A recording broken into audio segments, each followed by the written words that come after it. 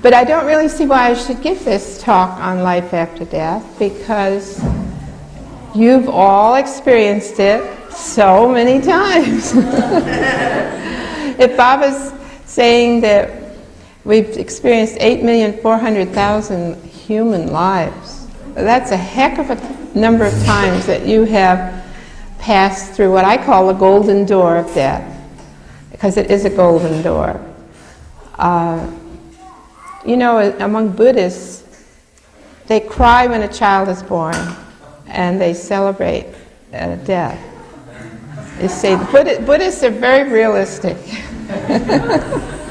I was sort of more into Buddhism before Baba than any other. I studied all the major religions, but Buddhism is right down to the brass tacks. What are we doing here?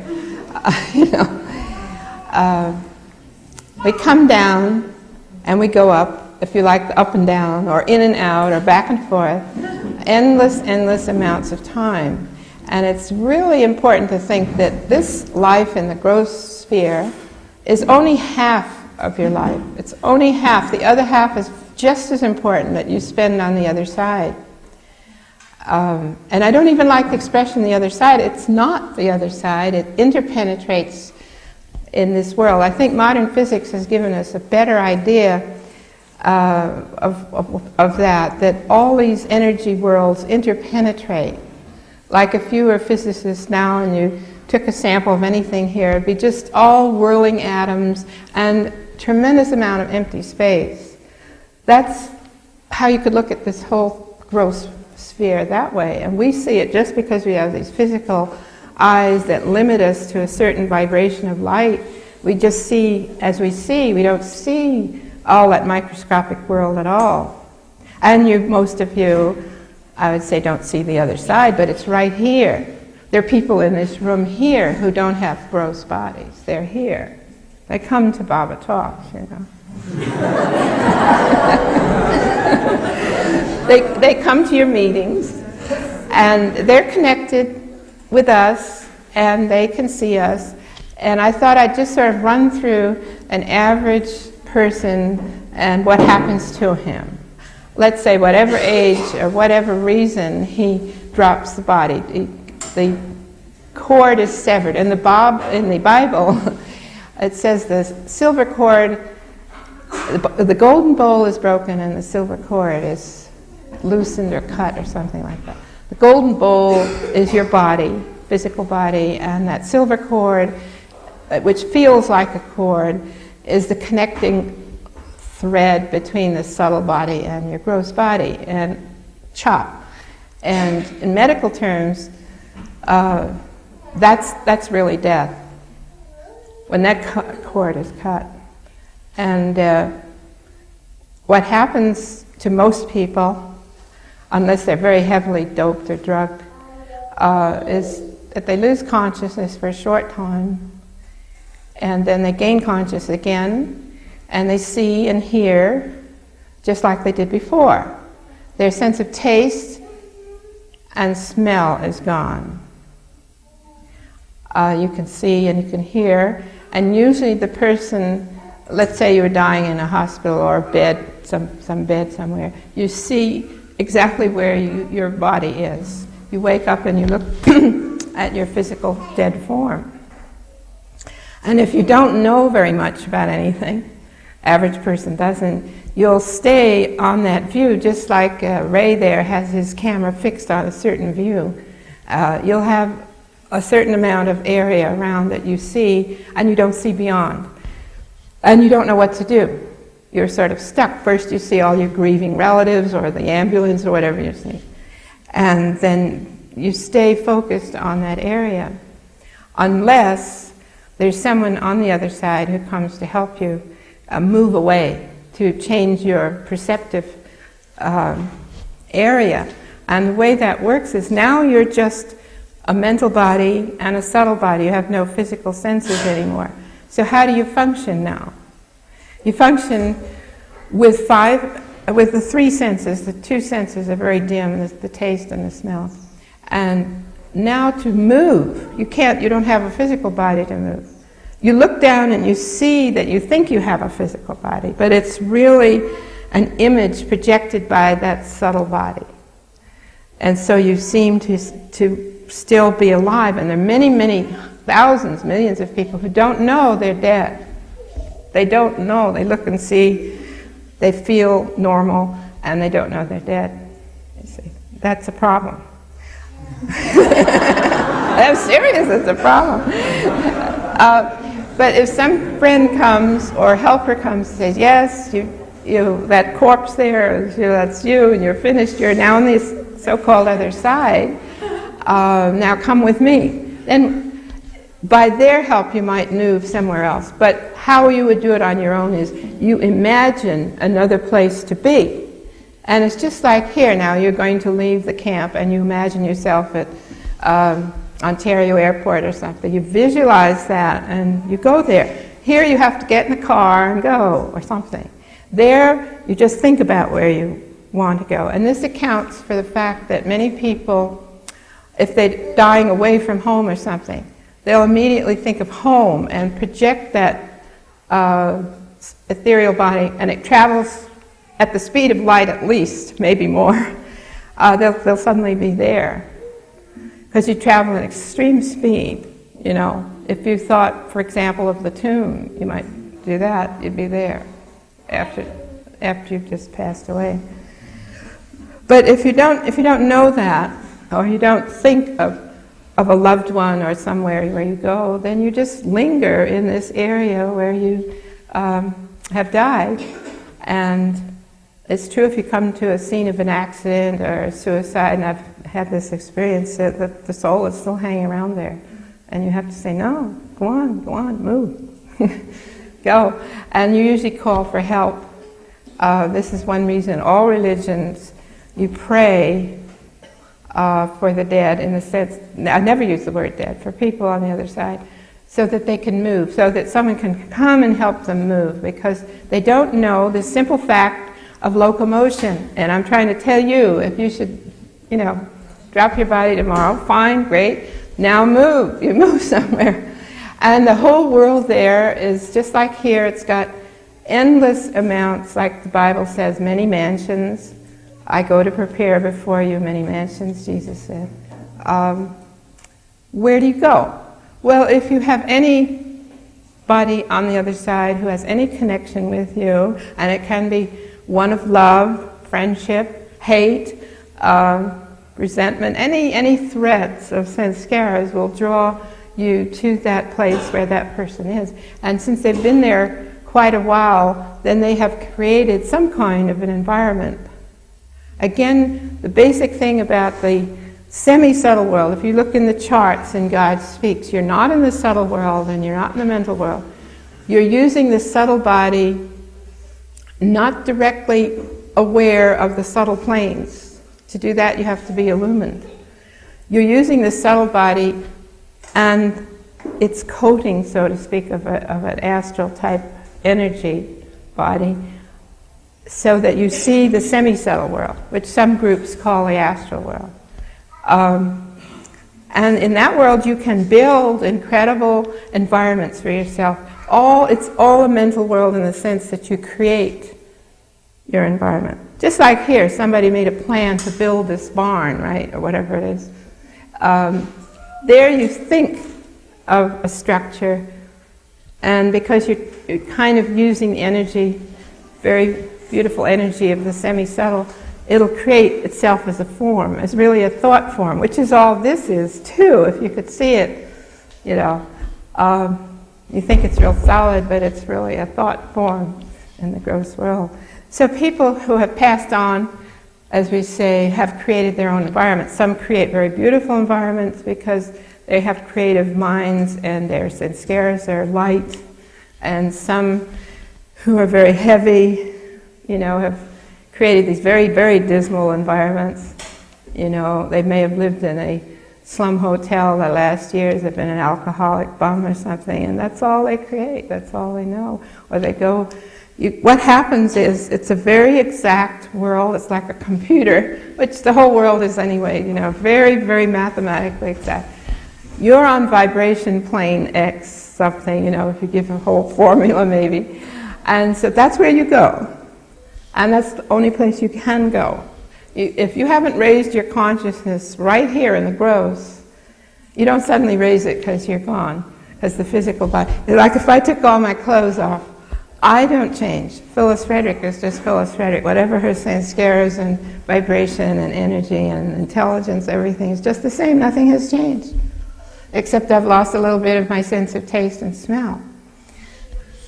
So a lot of people are very disappointed when they die. You know, some minister thinks, well, I've been such a great minister, I'm going to be escorted into the courtyard of the Lord. And well, he wakes up and he's just, well, there's his church parish, and, you know, he sees the gross world, and maybe nothing more than that. He doesn't suddenly get the pearly gates, you know. Why should he? He goes wherever his vibration allows him to go, and with the people who care about him. I once listened to a tape of a seance, and this friend of my mother's, who I knew, very nice woman, first certainly a very nice woman. I'll never forget the tone of her voice. Some of these seance voices are just incredible. My mother asked, you know, what is it like over there or something. Her name was Betty. And this woman said, nothing matters but love. You see the whole thing so much more clearly, in a sense, when you're over there. The links of love are what really count. And of course, the negative links you have, let's say you're a very negative person and you're very depressed, and when you pass over, you'll go with all those people who are very negative and depressed, because your vibration rate will just draw you exactly there. It's just like tuning in on a radio. If you're on frequency X, you'll be on frequency X. It's what you can see because of your radiative power. And it's the same thing with being psychic. If you can, if your vibration is reaches a certain vibration, then you can see whatever side of the other side your vibration hits. You may see very bad things, you may see good things. Sometimes drugs do that, alcohol does that. It just changes a little tuning in your head, and you see some of these. Unfortunately, with drugs, you see the worst part of the astral world, the astral hell, and you may get addicted to them, as we know. So that's where you go. You go where you deserve to go. And in that sense, the Orthodox teaching is correct. It's not a question of heaven or hell. Bob explains that's just terminology. But you go where your whole feeling and emotional nature and vibrational nature deserves to go. And there you find the people there of your sort, you see. You sort of sort it out that way. And now what happens? Well, you're given sort of a period of rest. You're kind of in shock from death, and you kind of recover. It's like someone said, well, it's like going from a very cold climate to a warm climate. You soon forget the cold climate. You forget, unless you have tremendous links with people left behind, you know, you'll soon be absorbed into this new world, a new energy. You learn how to manipulate, to create an environment, to move around by visualizing where you go. You meet people, maybe your mother's passed away ahead of you, or anyone, and you know, you have some companionship. But then the law of recall happens. You're kind of now looking back at your whole life, and with some guidance, not everybody is able to do this, depends on your level of training and environment, you begin to recall this life that you just lived. And it's like seeing on an instant replay, your instant video replay. And because you're in a sort of rest period, you can kind of look at it a little bit, and perhaps with some luck you have guidance to see what you did and why, you know. Anyway, you relive it, and depending what kind of a life you lived, you feel the good and the low, the high and the low. And that's what Baba says is so-called heaven and hell. You go through a lot of remorse, the things you've done perhaps that have hurt others or been inadequate expressions in life. And then you get the joy from the good part that you've done, or the love that you shared, and so on. And after a while of floating around in this environment, the ego sanskaras, as Baba said, are in the ego mind, not in this subtle body, but in the ego mind. And they're like seeds. It's just like a plant creating seeds. They have a certain time when they ripen. And they ripen on the other side. The impressions start reforming into new groups. And as Baba said, the law of opposites begins to happen. Of course, he uses extreme examples. Most of us don't have these radical lifestyles. But Baba gives the example of being very, very poor. You'll swing to the sanskaras will start forming that you will want or experience a very wealthy life. Or you've been very ill all your life or something. Then you get a very healthy incarnation. Or vice versa. Your sanskaras start regrouping. Because in each incarnation, you can only work out a certain number of that huge pile of 8,400,000 impressions of lives. You can't possibly work them all out. Let's say you have a small talent for voice or dance or something. Maybe in one life you never had a chance. Maybe you were born in some country where there's no chance for that. So now that sanskara gets, the seed starts, vibrating and it wants to express itself. And just the plain ego is tired of the subtle, the semi-subtle world where you can just have whatever you want, but it's very nebulous in the sense it doesn't, it unwinds some sanskaras, but it doesn't have the push that a life in the gross body has. So you begin to push toward reincarnation. And this happens to everybody. But some amusing things happen over there. The people brought up in some fundamentalist faith, for example, that they think they're going to lie there till the last trump, and their moldy bones somewhere are going to reconstruct and you're going to be with Jesus, Well, because it's a thought, the thought is very binding, and these people in the semi-subtle are lying there, They're waiting for the last trump. Until somebody comes and say, hey folks, come on, move on, there's the whole world out here. And they say, oh no, you're from the devil, no, it's bad. And so a lot of times when people have sent messages from the other side, you get all kinds of conflicting ideas. Some say there's no reincarnation, yes, we're moving on, we're going to heaven, They don't know, they're in the semi-subtle, they don't know the whole scene. Whereas we as Baba lovers, if we've at least turned a few pages of God Speaks, That's why when Baba met people the first time, he says, read the discourses, read God Speaks, get it into your subconscious. Don't be a dummy, know what you're doing and where you are. And at one time, we had to read out loud the divine theme, this short, encapsulated theme of the whole journey that you go through out loud each day, and then for a certain number of days, and then think of it mentally. It was 40 days we had to do it. So it's like getting it really down into you, because that's what you're going to carry with you. The only thing you're going to take to the other side is what you've learned here, what you've experienced here. You will not take your bucks. You will not take necessarily your loved ones at the same moment. You have nothing but what you've got right here in the seed mind. And that's why the Buddhists are very rational, Plan your life.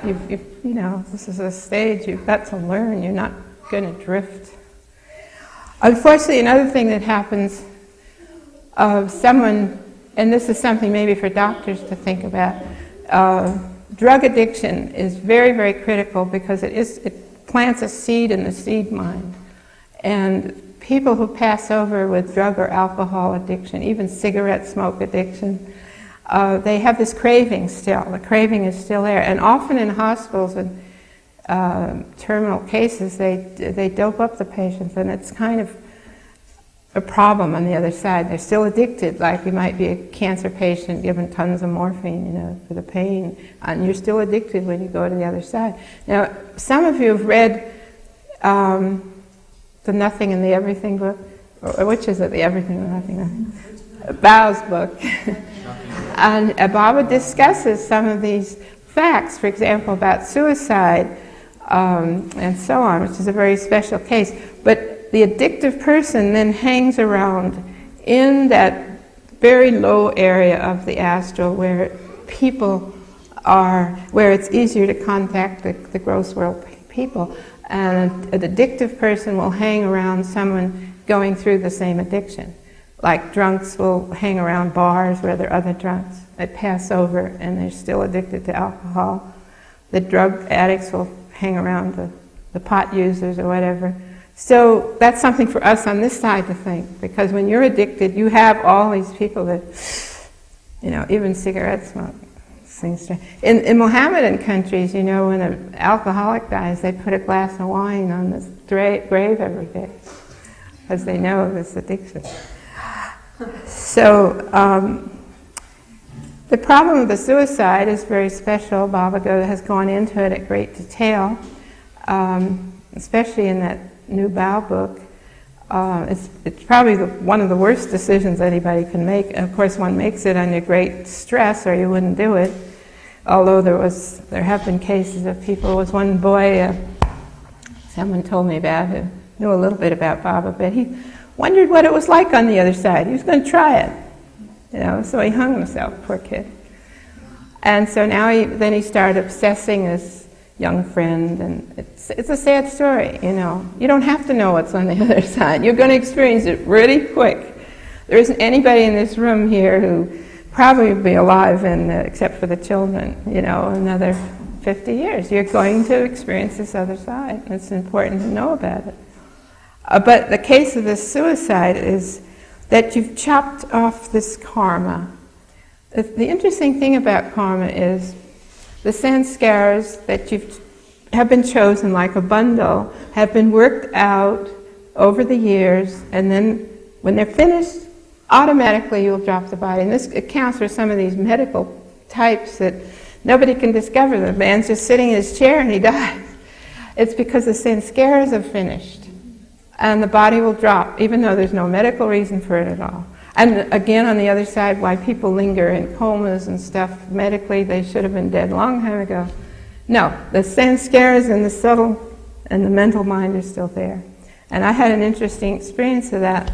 At work, I had this very nice boss who's 40 years old, who's healthy and everything. He comes charging down this corridor and says, "Good morning, Filis." And I go like, I saw no aura at all.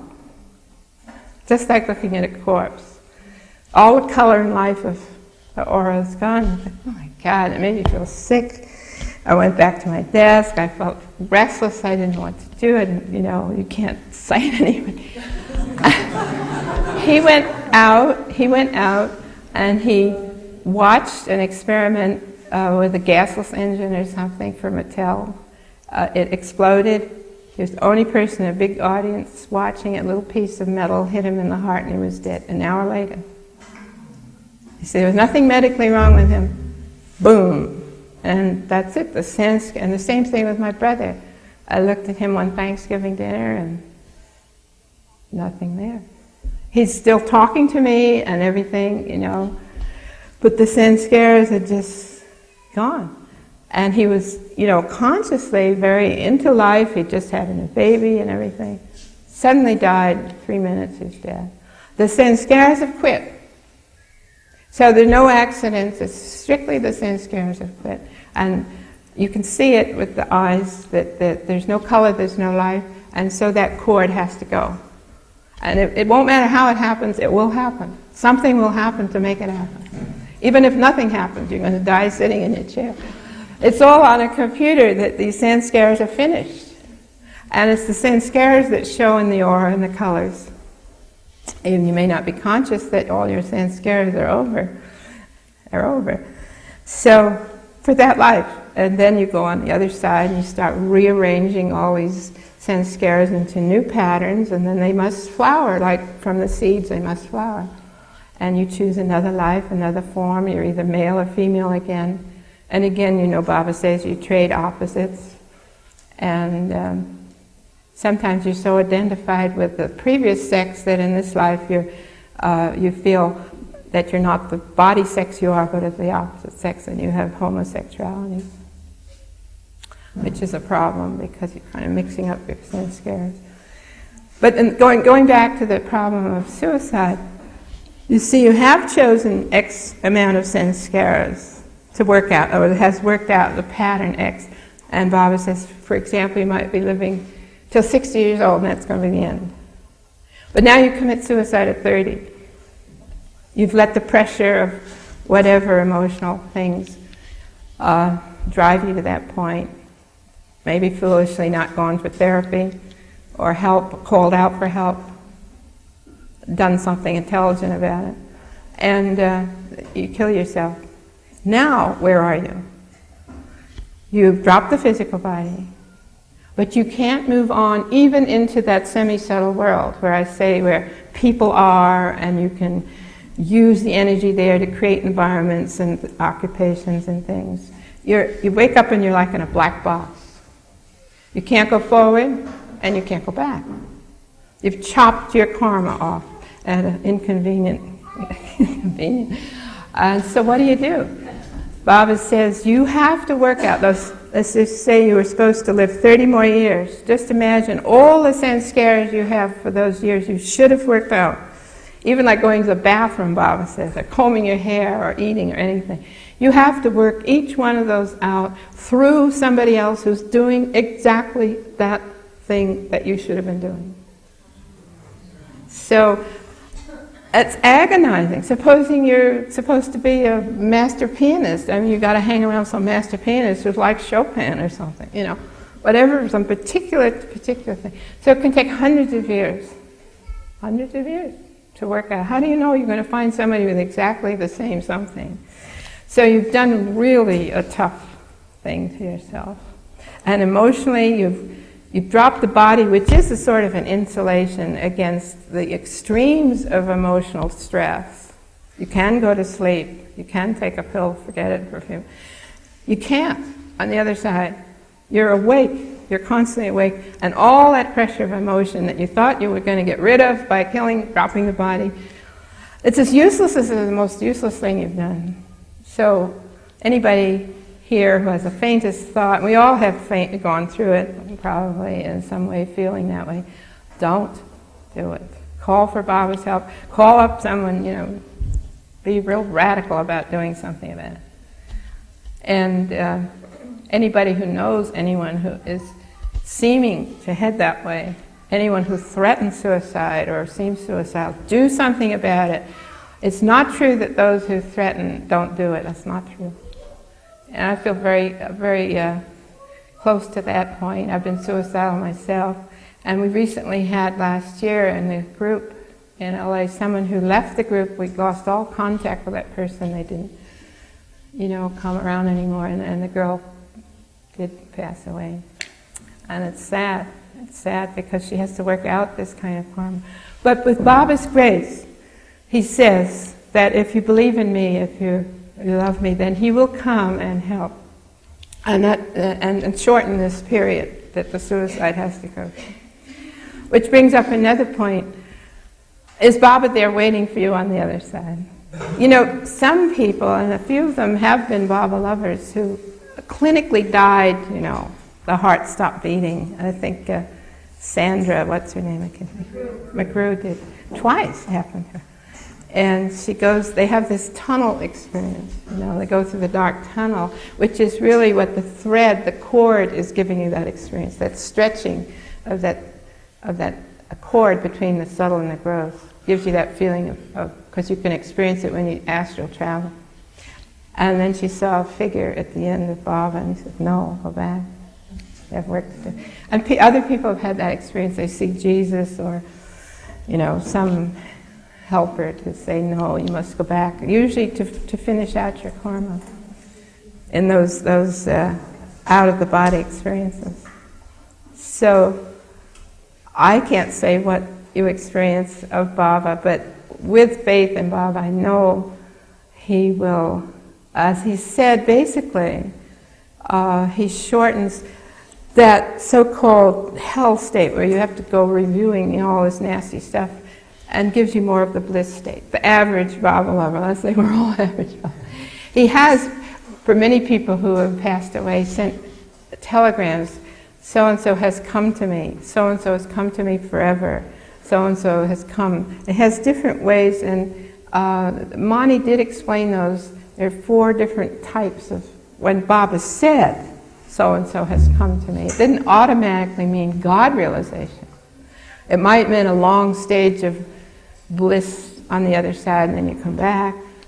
Or it might mean that you just helped to pass over some of the grimmer, parts of the astral world and the experiences of remorse and stuff. Sometimes on the other side, if you're lucky, you're more advanced a little, or have a friend that's more advanced, you can review past incarnations. Usually you don't, though, because that takes a skill to undo the relay, and you see all those past lives, or you zero in on one, previous, way back, maybe a couple hundred years before.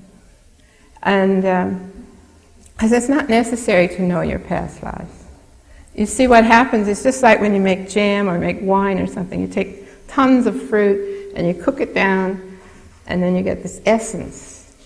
And that's what you work with the next time around. That's all your impressions of these 8,400,000 lives are pressed down into essence. It's not necessary to go back and pick out, I lived in China and I did such and such and such. Sometimes it's helpful, maybe in therapy with a serious case, to do a regression, because something might be really traumatic and it's still breaking through into this life, and seems causeless in this life. And sometimes that kind of therapy is worthwhile, but it has to be done very, very carefully and by really experts. You should never go to these cheapo psychics and psychoanalysts who do this type of stuff. And there are a lot of them trying to do it because they can stir up a lot of sanskaric stuff that they don't know how to handle. How can they? It comes from past lives. It's bad enough to try to be a therapist for those impressions you have in this life. Never mind all that stuff. So one has to be very careful. And there's so much out there now of fooling around with the occult, fooling around with psychic phenomena and all that. I don't have to go into that. I think you're all pretty intelligent enough to stay away from a lot of that. Baba has definitely put down a few points. Don't go to psychics. They take you off the path. Don't use pendulums and tarot cards and I Ching and these divination type things. Again, you're fooling around with things. And if you happen to be psychic, then you have to be very careful with it. I had to struggle with it on my own before I ever heard of Baba. I kind of sort out, how to handle it. It's a difficult position to be in. I don't know why anybody in the world want to study to be psychic myself. Just think that you might know what some tragedy, has nothing to do with you. What do? You call up the police and say, X is going to happen over here. They're pretty bad. And in your own life, it really, if your karma is to have something happen, you can very rarely, psychic or no, prevent it. It's there as a lesson, and it has to be gone through. And maybe you can avoid a few little things, or read a few little sanskaras on somebody else to help you. But actually, the fact that you don't know the past and don't know the future, and you're focused right here, and more should focus right here, the eternal now right here on Baba, is enough. And to fool around with too much of that other stuff is it's very difficult to deal with, and I don't encourage anybody to do it. Oh, but Baba answered that question.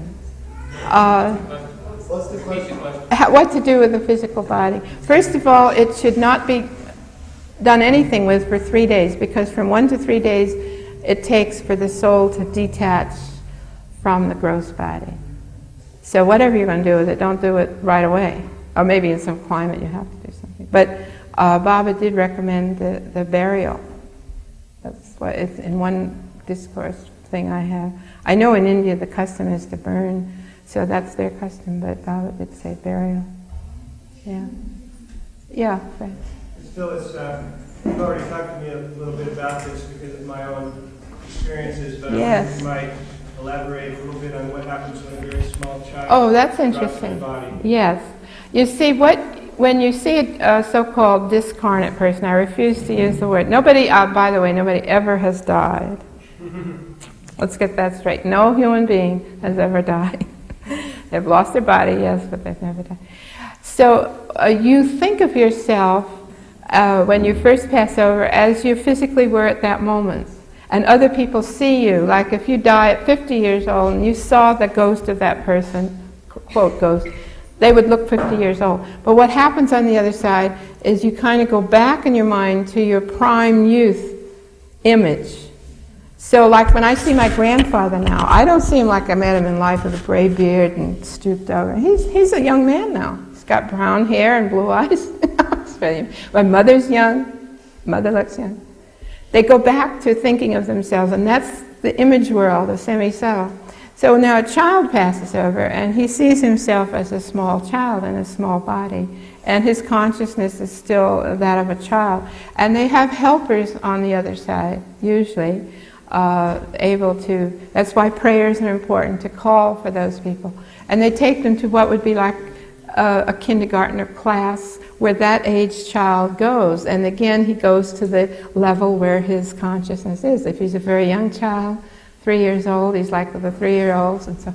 And how they make them grow up in self-imagery to be mature, as a, 20 years old or something.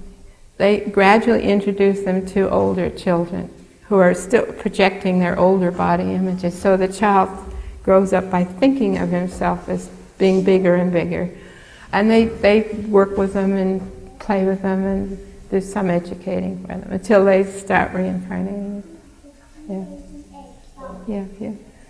One time I was talking with Filis Frederick, and she said that Baba mentioned to her, or she heard that Baba had said, that a Baba lover's children may or may not become Baba lovers, but that a Baba lover's parents would find out about Baba maybe in their lifetime or when they passed on.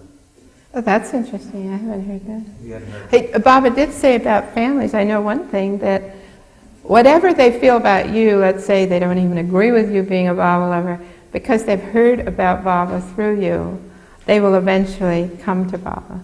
Now that might take lifetimes, I don't know, but the link, again, is the link. You see, some of you may have parents that violently opposed you, but they've heard about Baba through you, so they have formed a link, and that will draw them to Baba eventually. And that's why Baba says, say my name, tell my name to everyone. That's a link. Yeah, I can't see all these things. What's that one over there? Phyllis, what is the effect in the semi-subtle state going through the process of review when you, imagine yourself in Baba's presence as much as you can? If we are able to bring with us into the Yeah, well, you're saying you didn't meet Baba in this life. How do you feel about? Because of the impressions we have now, having seen films, reading. Yeah, I don't know the answer to that one. I think it's about. Can you repeat the question so it'll go on? Oh, I'm sorry. Yes, the question was for someone. What is their experience after death of thinking about Baba or having met him through films and pictures and things, but not in actuality? Well, I think you would certainly have a clear image of Baba. As I said, I can't speak for Baba at all, how he might come actually to a lover who passes over, of whatever kind, who have met him or not met him. I don't know. Well, I guess the question just for you is, what if one creates one's own world on the other side? You can create a world of Baba pictures all over your room. A running movie. But I think then it can only come from your own experience in the gross plane. That part would. Whether Baba and His grace would appear to you, that's what I say, I don't know. Yeah, Irma. What can we do to help a suicide that's already done? Yes, you can pray. Anyone who passes over, even passes over in shock, accidents often create a shock state. The soul actually goes into like a coma on the other side. People who explode or have a severe accident. And so you pray, and that will draw people to help that person on the other side. Well, I wouldn't move into a house.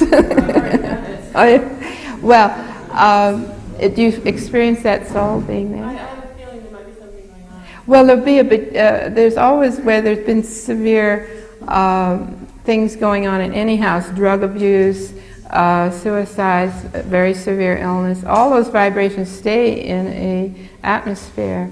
And it depends on your strength, how you can clarify it. Yeah, redecorating and incense and things do help, but actually if the entity is hanging around, then you have to do some really move them on type thing. Yeah, John? You made, Baba's made reference to the subtle world and the semi-subtle, which we would know, I guess, is the astral. Yeah. What's this etheric thing you're talking about?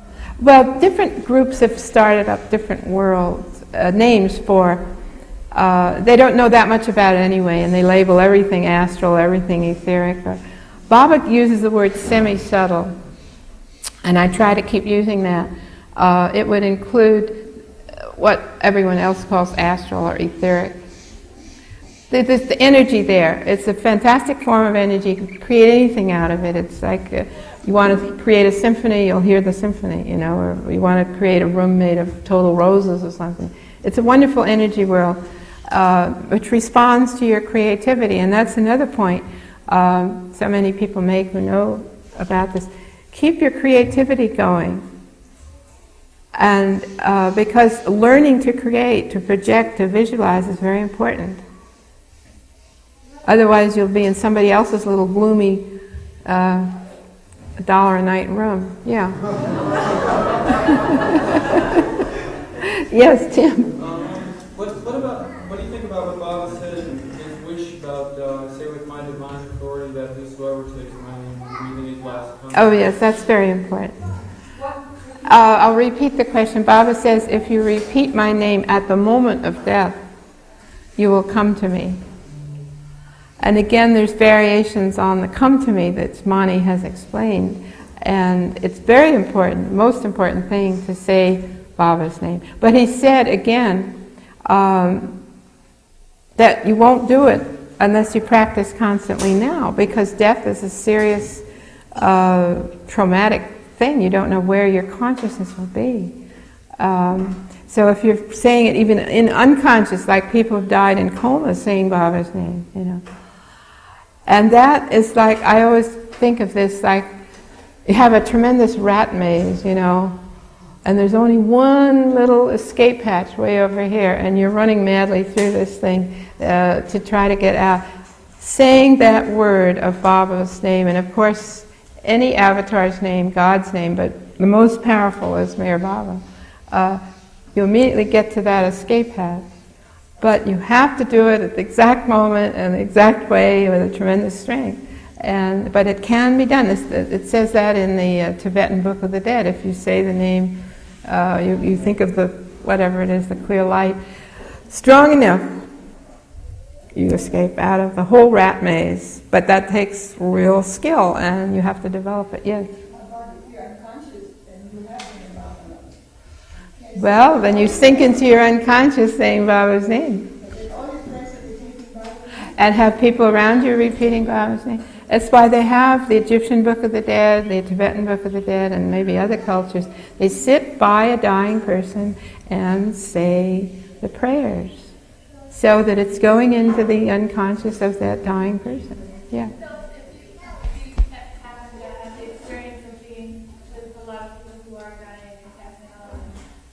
I've had, well, one was Nadine Tolstoy. She was rushed to the hospital. She had this Lou Gehrig's disease, and she was in the oxygen tent. I think Adele was there too. Yes, and Narina, and Elizabeth. I think. We couldn't hear her, but her eyes, and then she lost her breath and died. You know?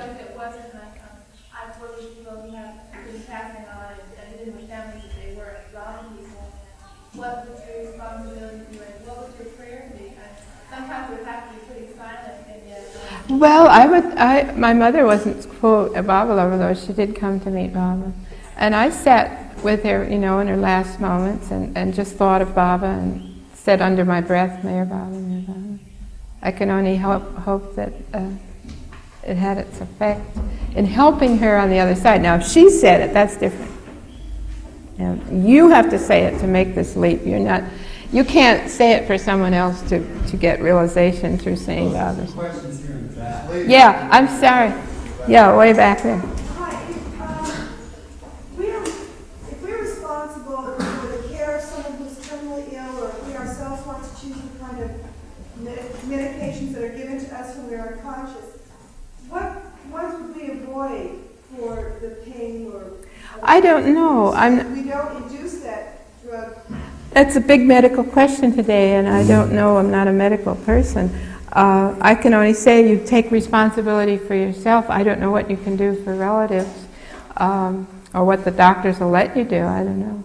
It's a problem today because they keep people on all these life support systems when really, in some way, they know they're going to die, and it's kind of a moral problem for everyone now. Do you pull a plug, you know? Do you let them die?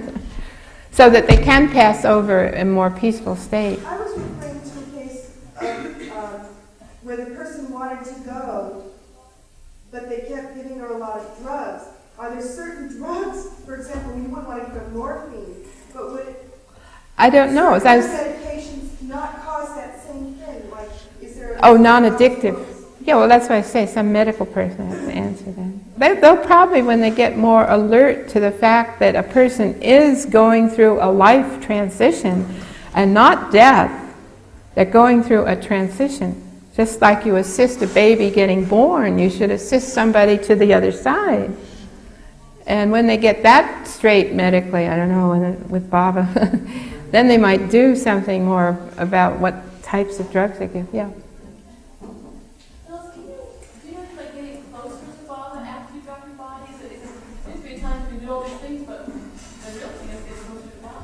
Well, that's part of it, yes. Certainly you're refocusing on, for example, examining your life through what you've learned about Baba and what is a good life or a bad life, things you have more maybe discernment about.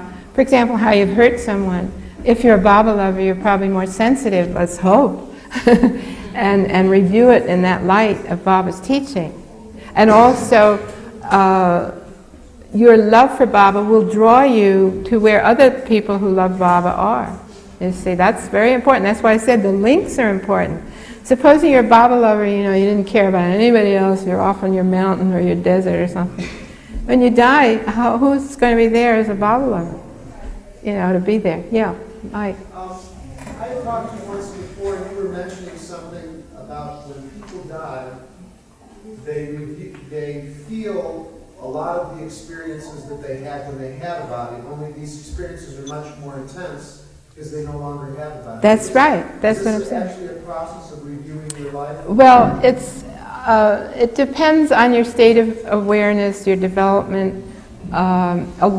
Millions of souls don't have that much development. In fact, they just plunge right back into life without reviewing it. In a sense, their sanskaras immediately bundle and rush back into incarnation, and these addictive drives for sex, for body, for experience, for drugs will drive you right back in. So that's why a time of review is better, because you can sort out some kind of plan or sanskaric change for a better life. Otherwise, you're just dumping yourself back into, sometimes people just dump themselves right back in the same environment without any scope for improvement, you know. Just rush back into incarnation. Yeah. I mean, you actually experience all that you have in your physical life when you're on this? Well, it's a speeded up process.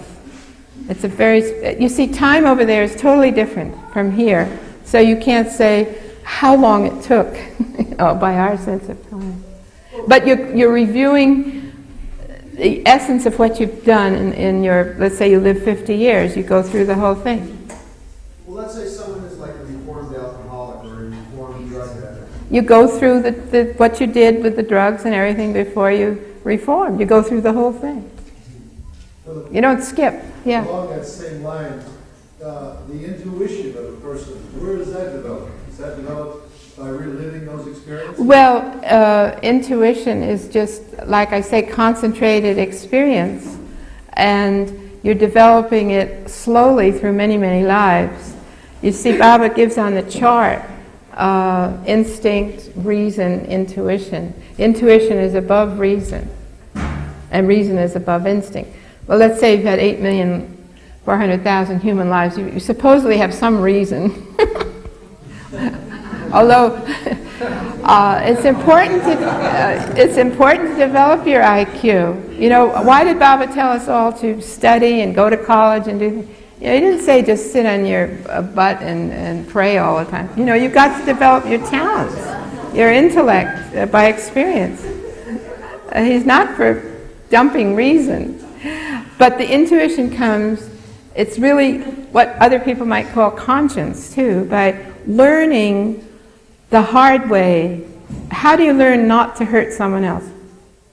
By having hurt someone and then seeing the result of it. Now, if you're real obtuse, and that most of us don't see what actually that person went through because of us, now after death you might see that casual word that you said to X, or that wife you tossed away for the new blonde, half her age.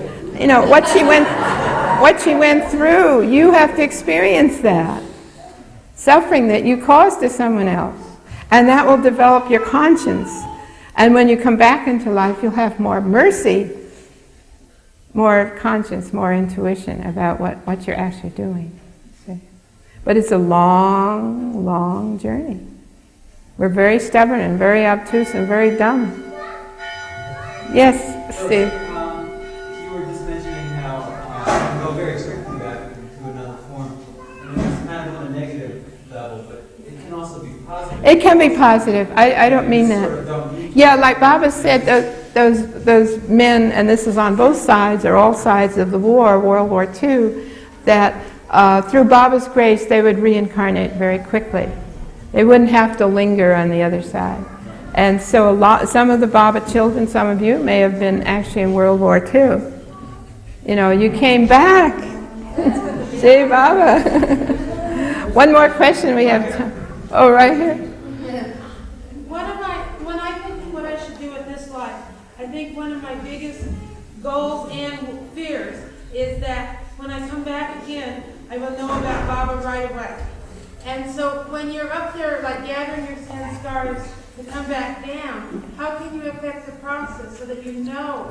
Well, I was alive when he was here now, and I didn't find out till after 69. That was really a big mistake. all I can say is the more you get it into your subconscious, concentrating on Baba every way you can, and Baba's given us innumerable hints on that, it's going to be written on your subconscious mind, and that's bound to flower. Also, again I say the links. You form links of love. You'll be born into maybe, hopefully, a Baba family, or your young playmate might be a Baba lover or something, or your teacher or something. Make more links of love to bring you back to Baba as quick as you can. But if you love Baba now, it's going to flower again. Jai Baba, thank you all.